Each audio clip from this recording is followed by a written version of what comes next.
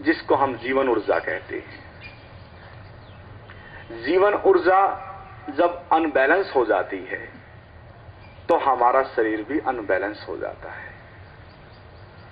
इसलिए उस जीवन स्रोत तक हम पहुंचते हैं किसी भी माध्यम से, किसी भी विधि के द्वारा।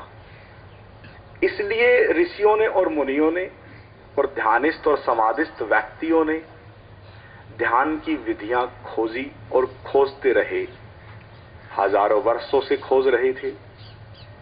खोजते खोजते विधि निकली, किसी ने किसी तरीके से, किसी ने किसी तरीके से, लेकिन लास्ट में मंजिल एक ही थी सबकी।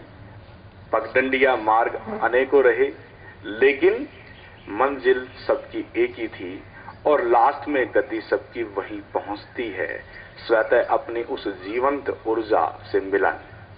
मैं जीवंत ऊर्जा से मिलन, इसको आप भले ही कोई रूप और जो बाहर की परिधि पे जो आप और नाम सुनते आते हैं, उन नामों से भी हमें प्रेज नहीं होगा, क्योंकि वो हमारा हिस्सा बन चुके हैं।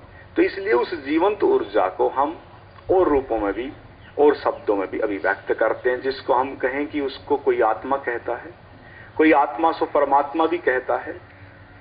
क्योंकि जो कारण है और जिस कारण हम चल फिर रहे हैं, उस कारण बिंदु तक अगर हम पहुंचते हैं तो आप आनंद का अनुभव कर सकते हैं। इसलिए आनंद शब्द से आनंद का अनुभव नहीं होता। इसलिए कहते हैं कि आत्मा शब्द से भी आत्मा नहीं जानी जाती और परमात्मा शब्द से भी परमात्मा का अनुभव नहीं होता है। इसलिए आज तक, अभी तक जिन्होंने भी अनुभव किया है तो उनके भीतर से आवाज उठी है और भीतर से उन्होंने कहा है कि एक ही है, और इस एक अस्तित्व का अनुभव, उस एक का जानना ही आज तक अभी तक रहा है। और जैसे ही आप उस जीवन स्रोत के करीब होते हैं, अपने जीवन ऊर्जा के करीब होते हैं, तो आप जानते हैं कि मैं कौन हूं। ये भी एक संबंध है उस ऊर्जा से। अब लेकिन कहते हैं कि हमें जानने की क्या आवश्यकता है कि मैं कौन हूं। ठीक है, जानने की भी इतनी आवश्यकता ना है, क्योंकि जीवन तो चल ही रहा है, जन्म तो हुआ ही है और एक ना एक दिन मृत्यु भी है। दो चीजें तो सत्य हैं, जन्म है तो मृत्यु भी है, इसलिए दिन है और रात है। लेकिन इस जन्म और मृत्यु के बीच का जीवन है, ये जीवन तो हमारा खुशहाल और आनंद से भरा होना चाहिए।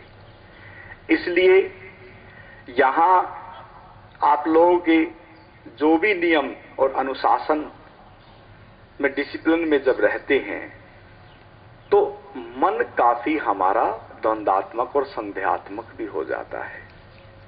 बहुत सारी स्ट्रेस आपके दिमाग में, बहुत सारा दबाव किसी भी प्रेशर से, किसी भी तरीके से पड़ता है, तो आदमी कई बार विचलित और कंपित हो जाता है। बस इसको मैं इसलिए जोड़ रहा हूं कि ये जो कंपनता जब होती है किसी भी कारण, मैं कहता हूं कि आम जो संसार में तो बहुत ज्यादा अव्यवस्था फैल चुकी है, इसलिए यहां फिर भी आप व्यवस्थित हैं, लेकिन फिर भी उसके बावजूद कुछ चीजें आपको कंपित कर देती हैं। किसी ने कुछ कह दिया तो कंपित हो जाते हैं, क्योंकि यहां तो शायद ऑर्डर चलता है किसी न किसी रूप में, लेकिन फिर भी हम उस कंपनता और उस कंपनता से हम संबंध जोड़ लेते हैं, और वो संबंध ही हमें शरीर को अनबैलेंस कर देता है। क्योंकि कहते हैं कि जब मन कंपित होता है तो सूक्ष्म है मन शरीर से भी, इसलिए मन जब कंपित होता है तो हमारे जो शरीर में रसायन द्रव्य, जो ग्रंथियां हैं, वो पिघलनी शुरू हो जाती है। ये आजकल डॉक्टरों ने और साइंटिफिक जो साइंटिस्टों ने हैं, इसकी बड़ी रिसर्च की है कि किसी भी कारण अगर हमारा मन कंपित होता है तो हमारी ग्रंथियों में से कुछ रिलीज हो जाता है, और जब वो रिलीज होता है तो हमारा शरीर अप डाउन की स्थिति में आ जाता है। जैसे एक छोटा सा एग्जाम्पल है कि 98 पॉइंट कुछ डिग्री तापमान बैलेंस है, लेकिन अगर 99 भी हो जाता है तो अनबैलेंस हो जाता है। थोड़े से फ्लक्चुएशन में ही हमारे शरीर का अनबैलेंस हो जाता है।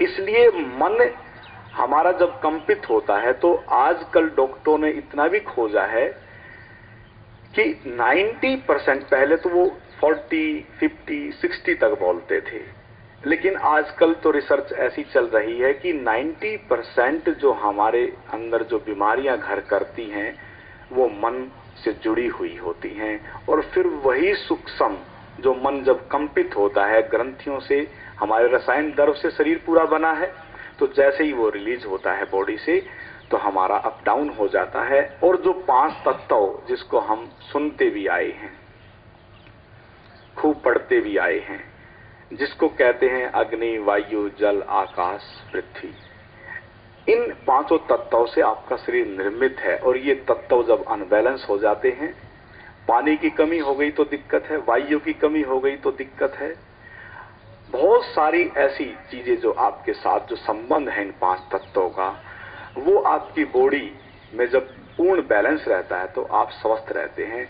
इसलिए उस अप डाउन की स्थिति में जो मन के कारण हमारे भीतर चोट पहुंचती है किसी भी वजह से, तो हम हलचल में आ जाते हैं। ये एक वास्तविकता है